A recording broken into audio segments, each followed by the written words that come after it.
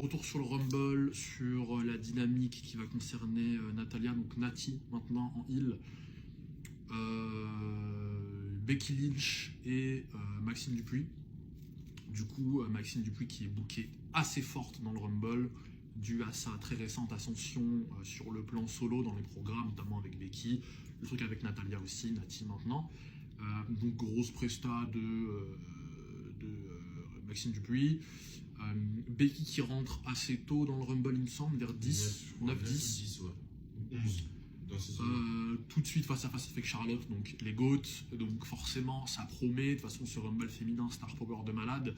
Mais très étonné en tout cas pour la team de l'énorme booking de Natalya, surpuissant, qui dégage Becky comme une chaussette. Et Becky, le booking assez faible finalement. Assez faible, très comique, très gag, très faible. Même si Becky, depuis quelques mois maintenant, c'est un personnage très énormément divertissement, mais c'est très bien, c'est ce qu'on veut, c'est ce qui donne de la puissance à des programmes.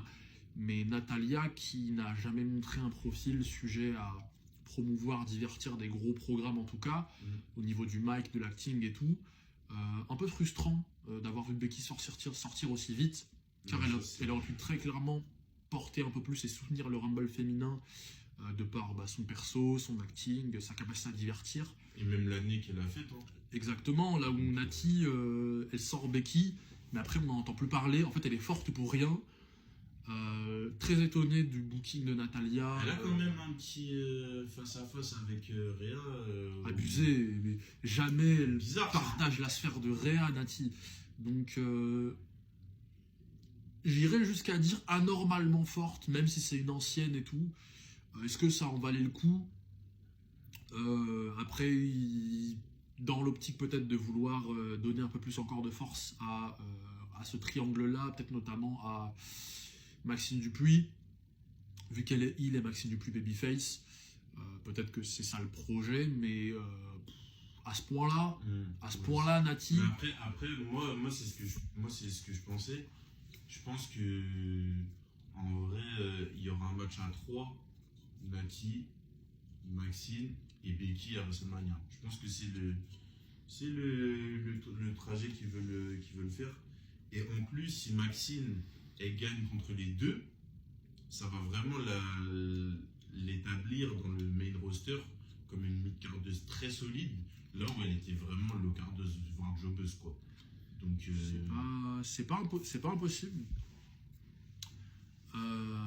En tout cas, quand on voit ces derniers temps la façon dont Becky est bookée, au niveau de sa crédibilité, de sa force, c'est très divertissement comique. Elle est clairement pas bookée comme une énorme menace. Bon, elle est en mid-card, elle est un peu dans ce rôle de donner de la lumière aux talents de la mid-card et aux jeunes talents, donc Maxine Dupuis par exemple.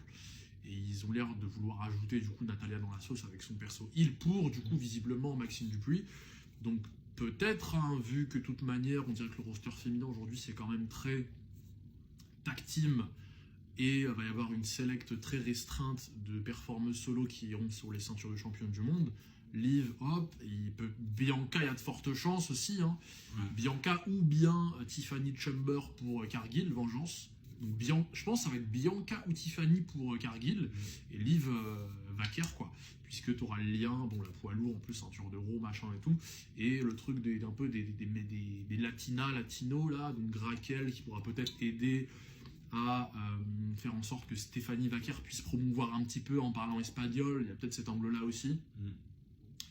Donc voilà. Pour Maxine Dupuis, la carte féminine, Nati et Becky. Donc choqué de Nati surpuissante et Becky un peu gag. On va voir.